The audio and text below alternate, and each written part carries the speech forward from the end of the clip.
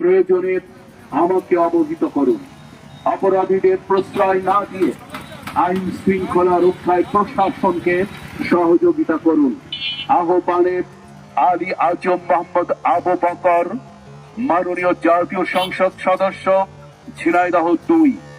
প্রিয় ঝিনাইদহ 2 আসনের ঝিনাইদহ সদর ও হরিণাকুণ্ডবাসী, আসসালামু আলাইকুম।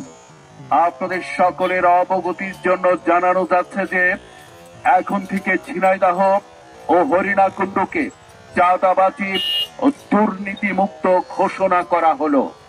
সকল প্রকার মাদক, দুর্নীতি, চাঁদাবাজি, টেন্ডারবাজি ও দ্রব্যমূল্যের ঊর্ধ্বগতি সহ যে কোনো ধরনের অপরাধ থেকে বিরত থাকার জন্য বিশেষভাবে আহ্বান করা হলো। এছাড়া রমজানে নিত্য প্রয়োজনীয় দ্রব্যের কৃত্রিম সংকট তৈরি করা যাবে না, মূল্য বৃদ্ধি করা যাবে না।